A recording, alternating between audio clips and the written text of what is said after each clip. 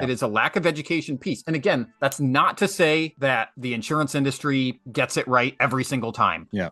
There will be claims that go sideways for a myriad of different reasons, right? Hey, all of that is happening. And like that is creating a big part of this vicious cycle, that continued degradation of the general population's perception of the insurance industry as a whole. Something has to be done there. Hi, I'm Curtis Goldsborough with National Insurance Inspection Services, aka Loss Ratio, and this is the future of insurance. Curtis, I'm starstruck right now, if I can. I've never had a rap superstar on the show before. I have on my old podcast, I had a self-help podcast and I had a rapper on, but I haven't on my insurance show. So this is profound. We're making history. This is kind of dangerous territory for you, Bryan, because I am aware of some of your deep, dark rapping past. So I feel like rapping past, not deep and dark, but okay. I feel like every episode of The Future of Insurance has a kind of a legendary rapper on it. So well, I appreciate that. It's been quite a while since MC Perplex took the stage, which is we'll just leave that there.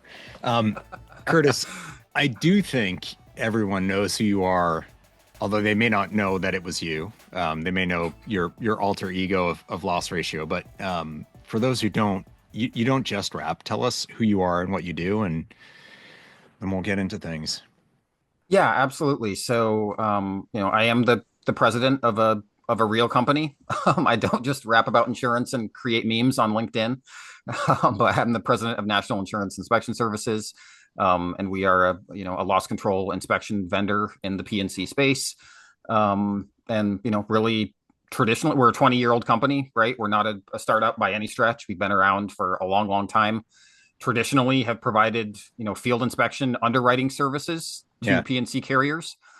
We focus strictly on residential property, and have provided underwriting inspections with boots on the ground field inspectors, for decades. And now over the last 5 years, we've made this huge shift along with the industry towards self-inspection, right? And have built a self-inspection, platform and app that is just getting a ton of traction. And, we've got 19 carriers now on our platform using our self-inspection services. Right. And so that's really the future of where we see personal lines underwriting go for homeowners and dwelling package policies and otherwise. So yeah, that's kind of what I do besides rapping and making memes. Well, and all of that stuff actually follows from, you've been living firsthand homeowners has been front page news for the past couple of years, and that's been your space for a while. I'm curious. So you said kind of loss prevention. You said underwriting it's not a post-loss claims solution, at least not at this time. You're more focused on the pre-existing conditions of what did the house look like when we took the risk on or were considering. Is that right? Yeah, that's 100% right. And it is kind of, it's humorous to me in a way. Maybe humorous is not. It's interesting that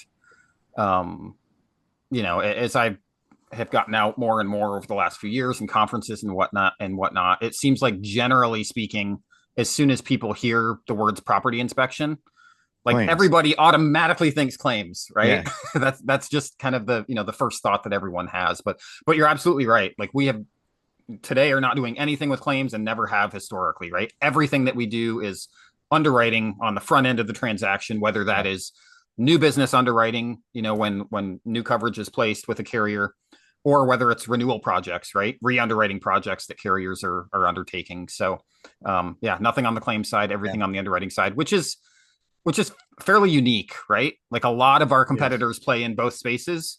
But we've focused on just the one and really kind of niche down on that. And it's the one thing that we're really, really good at. And we've tried to stay laser focused on that. Yeah.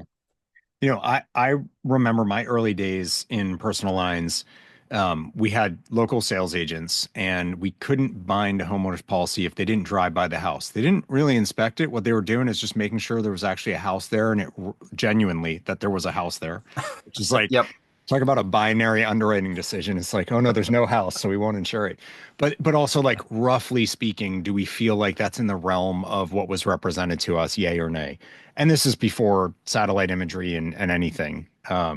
Like Yep. MapQuest was just becoming a thing at that time. So, no Right. Google Earth, there's no Google. Um, Yeah. but fast forward to today, I still feel like the underwriting inspection is not as pervasive as it could and should be. But on the positive side, COVID forced self-inspection in claims as well, obviously, because you couldn't any other way, really. Yep. And I look at some of the other industries, like the mortgage industry in particular, and while there are some folks who will use remote inspection and coming in and appraising your house, my own mortgage lender during COVID did everything remotely. And as soon as they could have inspectors back on site, that's exactly what they went back to. And I feel like that was such an epic fail. This was one of the moments where I was really proud of insurance for actually like we had the new way that people wish they could even the inspector we dealt with was like, Hmm. I wish it was the way it used to be. It was much easier. I would get all the inspections back from the app and then I would review them and submit them. Now I'm like maybe do two or three in a day, whereas I used to be able to do like 10 to 15. Yeah. It's like even the guy who you would think would like the old way of working, because that's how he paid his bills, he hated it. So I see insurance stuck with the better approach, and that gave me a lot of hope, at least on that front, and that's squarely in your space. Um, so kudos to all the self-inspection work that you guys have done to bring that forward, because I commend the industry for hanging on to it, even when we didn't need to worry about it in the same way we did during COVID. But I'm curious, Yep. like homeowners has been so front and center, the affordability of it. And I say that's a double-edged sword. It's affordability for insureds, absolutely, but also for insurers. We're jacking up rates and everyone's like, oh, these fat cats. It's still not profitable for many carriers in many jurisdictions, which I know no one believes, but that's like the math is the math. It's right there. Yep. What's going on? And you guys are seeing the stuff at the exposure level. Like, what is the dynamic? What's the issue? Yeah. I mean, it's at the end of the day, Brian, it's incredibly complex, right? And I think that's maybe something that certainly on the consumer level, right? Like people don't understand. Um, and that, that fact alone is, I think is a big part of the problem, which is why, I've become so passionate about education, right? Yeah. And that needs to happen across the board on all fronts, right? But and I do think to your point, um, you know, regionally, geographically, right? Like the issues can vary significantly, right? And it's not like Yeah. there's just, one national problem that is, creating an affordability and availability crisis, right? Yeah, it is And again, both. You're right. yeah, and even that piece though, right, is somewhat regional, right? There are significant areas of the country where we're not seeing massive availability issues, right? Like everybody's being impacted to varying degrees with affordability.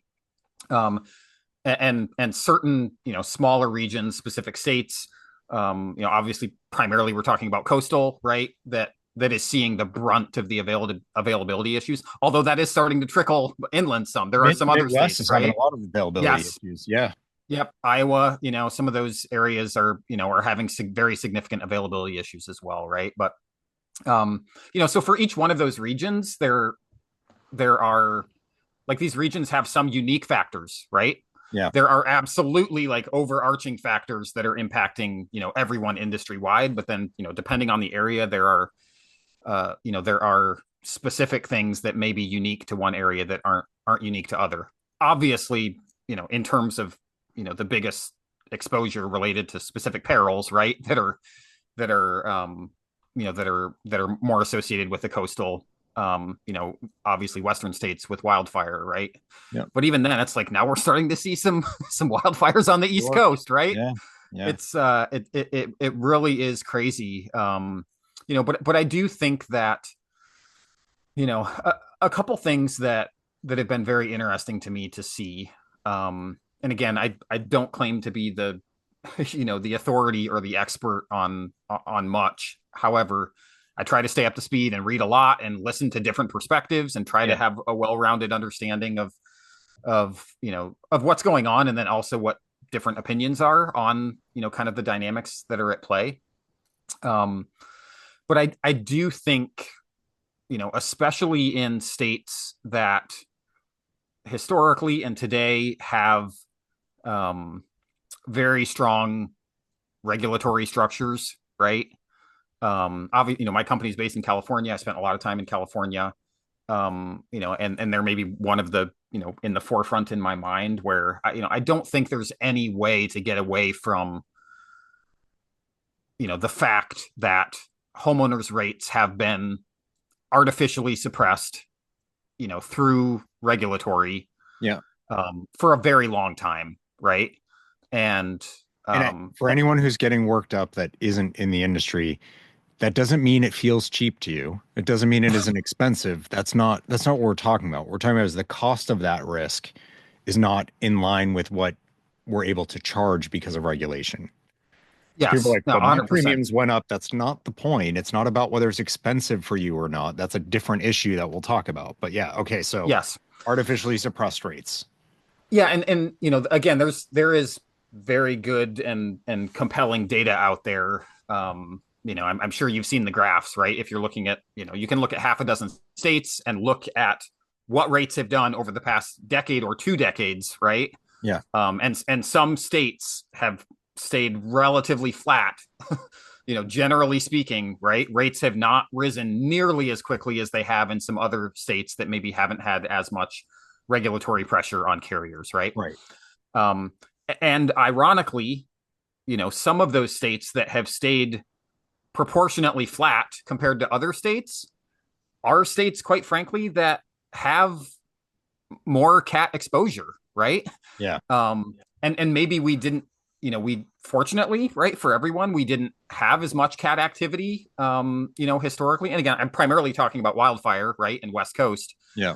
Um, but then you hit 2017, 2018, right, which were obviously, unprecedented, Yeah. cats with Record the year wildfire after record events. year after record year. Yeah, and then certainly even the 4, 5, 6 years since then has been generally higher, than historic activity. And so now the industry is in a place where it's like, holy cow, like, yes, we were surviving in that, in those suppressed rate years, right, where we just weren't able to take the rate that we. And again, I think that there are two sides to that coin, right, Brian? Like, I think to some degree, um, I don't know that all carriers are 100% innocent, right? Some of them Yeah. probably should have been requesting more rate or taking more rate, than they did, right? Yeah. And so you can't just place all the blame on, on the DOI or all the blame on the, right? It's like, and again, like it shouldn't be a blame game anyway, right? Yeah. Like, and that's one of the things that I really am trying to focus on today in some of my content and educational material is like, look, this, blaming people doesn't solve problems, right? Yeah. We are where we are. And so, we can argue all day about how we got here, but that just doesn't matter. That, like, Yeah. how do we move forward, right? What are the solutions and what changes do we need to make? What steps need to be taken to start to see improvement and to fix, the errors that have been made in the past, regardless of, of where the fault lies with those. So, but anyway, yeah, I think that's, again, in some states more than others, that is certainly a big issue, right? Where, carriers just have not been able to get the rate that they should have. And so now, right, it's like, and I think, again, like, to bring it down to consumer level, right? And again, it goes back to the complexity of this, but it's like, okay, if today you just got your homeowners renewal in California, right, Yeah. and it went up 30%, and you're like, holy cow, like, where did this come from, right? Yeah. Like, this, I've lived here for 20 years and never had this, right?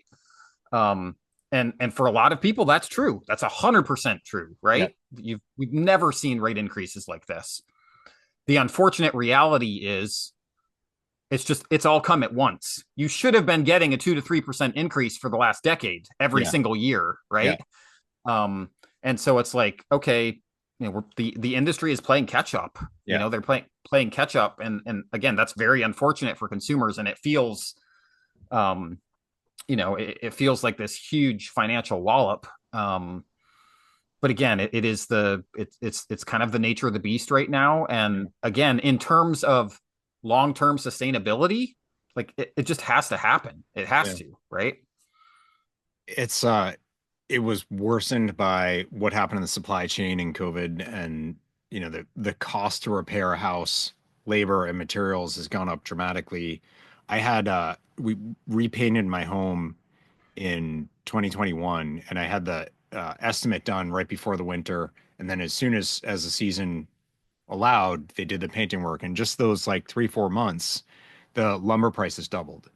And Yeah. like, luckily, the guy was willing to hold the labor stable. But yeah, he gave me an estimate. I was like, no way. That's not going to happen. Thank God I'm a very doubtful person because I didn't buy it. And the number he came in at the end, I mean, you could see if lumber was where he said it was, given what they used, it actually would have been what he estimated. So it's not that he was, I know a lot of people like the estimates are way off. It really wasn't that. It was the lumber prices doubled. Um, Yeah. in Yeah. like 3 4 months. So Yeah. And I think, if you're not nickel and diming or like taking the rate you should have been taking all those years, then you add in that hyper acceleration of the inputs into the cost of rebuilding, and that yep. step change, 30% or 40% probably could have been 20% or something. I mean, it's still a lot, but it was just so much worse. Yeah. It really was a perfect storm of sorts, right? There are multiple layers of dynamics at play there that really kind of snowballed, right? Yeah. Snowballed from COVID and fast forward to today and kind of have put us in the position that we're in. So yeah, it's tough. I certainly have a boatload of empathy, right, for Yeah. what consumers nationwide are facing, with the market right now. But Curtis, your point on blame is interesting. Like, no, it doesn't solve anything, but blame and villainizing sells.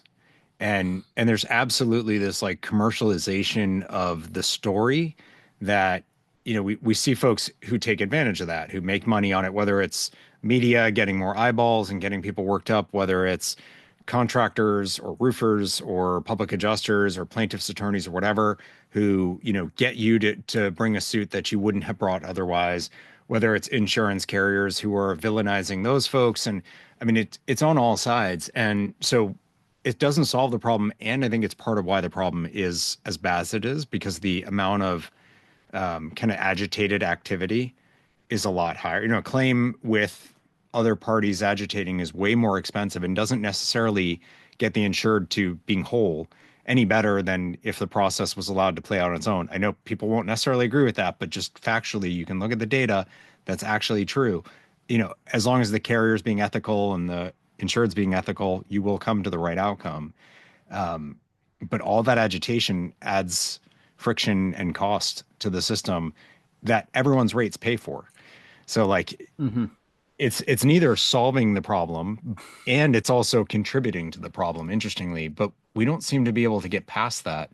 What what are you I mean, I see that in your content, that you're also trying to sort of like, okay, let's step down a minute, let's fact check ourselves and look at what's actually happening. What are you doing to try to educate around that? Yeah, I think I feel like I feel like I'm just at the tip of the iceberg, and kind of trying to answer that question for myself and figure it out. But I do, um, I certainly fantasize, Bryan, about a much broader industry wide effort. Yeah. Whether that was, could that ever be a coalition? I don't know, but I do feel that um, there desperately needs to be a willingness from the industry as a whole, but like let's bring it down more like carriers, right? Yeah. Large carriers, small carriers alike. And again, there obviously are some organizations that maybe could be utilized to help bring some of the education to fruition. But again, at the end of the day, um, when I look at, and maybe this may be an unpopular opinion, I don't know, but when I look at the amount of resources, right, the dollar spend of the industry on marketing, selling, sales, Yeah. right, that is all focused on the consumer, right? And trying to tap into whatever it is that's going to motivate a consumer to shop around, right? Yeah. And whether they're selling on price or selling on service or selling on whatever, right? And that's a whole nother discussion. But Yeah. there is an exorbitant amount of money spent on that, right? And again, I don't think that in and of itself that's not a bad thing, right? Like it's a part of the free market and whatnot. And I have nothing nothing against that per se. However, I do fantasize about if every carrier would be willing to allocate a tiny sliver, of that commercial ad spend, right, or the marketing budget as a whole, Yeah. a tiny sliver of that, could be allocated towards educating consumers, right, and Yeah. and not not trying to just entertain and make them laugh and the brand recognition, right, and all of, like, I get that, I Yeah. 100% get that, and nothing against that, but like there are serious issues that the industry has with public perception, right? Yeah. And that is, again, controversial topic, right? But that is, I don't think there's any way that anyone could argue that's not having some significant impact on social inflation, Yeah. right? And it's a vicious cycle. Yeah. It really is. It is a vicious cycle. And so to get back to your question, right? Like, again, like I dream about this idea of, could there be significant resources allocated to educating the general public on what is actually happening here? Yeah. Because there is so much misinformation out there, right? And like I'm working on a piece of content, hopefully that's going to come out soon, literally just from an interaction that I saw on X, right, on Twitter, last week, right, where somebody had a claim that went sideways, right, and they Yeah. had a bit of a following on X, right, and so they throw out a blast with some photos of the damage that happened, and they tag their insurance carrier, right, and that thing has 6 million views, Yeah. right, and it is basically it is portraying the big bad insurance company in this terrible negative light, and Yeah. like thousands and thousands, tens and thousands of people are just piling on in the comments, Yeah. Yeah. and it's just like, and again, it comes back to the lack of education, right? Yeah. It is a lack of education piece. And again, that's not to say that the insurance industry gets it right every single time, right? Yeah. Like, it's not going to happen. Yeah. There will be claims that go sideways, for a myriad of different reasons, right? And again, it's not about specific claims per se, right? But it's like, hey, all of that is happening. Yeah. And like that is creating a big part of this vicious cycle, that just continues and that continues to churn, right? And you have a continued degradation of the general population's perception of the insurance industry as a whole, a misunderstanding of the role that it plays, I guess, in the greater economy, right? Yeah. And that I really, really struggle with that, right? Because I feel like there needs to be something has to be done there, and my mind goes to, again, these are like completely different, government programs and whatnot, but like, I think about like the old DARE program, where it's like, this is this nationwide effort with a lot of funding to educate the general public on the dangers of this thing, right? Yeah. And you could think of dozens of examples, right? But I feel like it's desperately needed, because there is so much. I don't even want to say. I mean, misinformation. That word gets thrown around a lot. It is that, right? But it's lack of education, right? Like that's what drives misinformation. Yeah. Curtis, this is important. I agree with you, and it's super boring. So, the notion of like educating people on how insurance works and what the issues are, is I think everything that you've said, while you say it's controversial, actually, like the industry's been saying this for years. We have to do a better job of educating. Like we have to, and yet we don't do anything. Um, so uh, you've sort of taken things into your own hands with your rap work. Or I think one thing we can expose is it's not actually you, that you're a different person, and much like Bruce Wayne and Batman, I'm wondering if your alter ego, if Loss Ratio, is around and could join us. It's possible. I saw him earlier this morning, but I'd have to check. So You want to go have a look and see if we can bring him in? yeah, let me see if he's available and willing to make an appearance. All right. It's good to have you on as Loss Ratio. I mean, in all fairness, everyone who's watching or listening has probably just been waiting for this anyway, and like would like me, and they probably think you're about to debut a new song, which is not going Hey, to shatter all the dreams right now. Um, so thank you for coming back on and for getting all suited up. That's your fancy ITC jacket that you have much better. Like I've got a cheap t-shirt and a hat, and you go all in. Um, what like I know you didn't call it Loss Ratio originally when you did that early video for the insurance nerds like years ago. yep, yep. Um, what's the intention? What, because you've been putting out a lot more. What are you trying to do with this, and how's it going?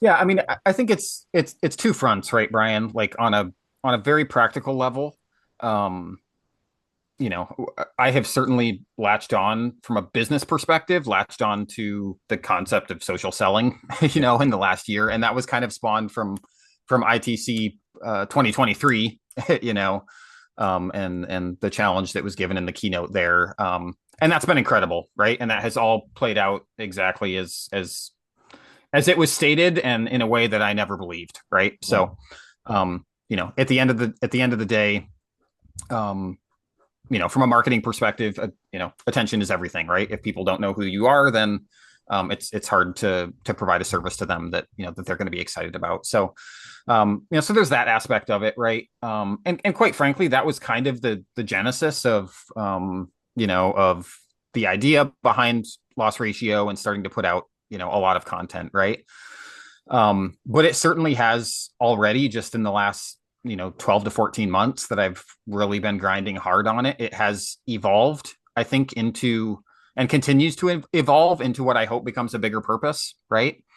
And that is, hopefully, starting conversations, right?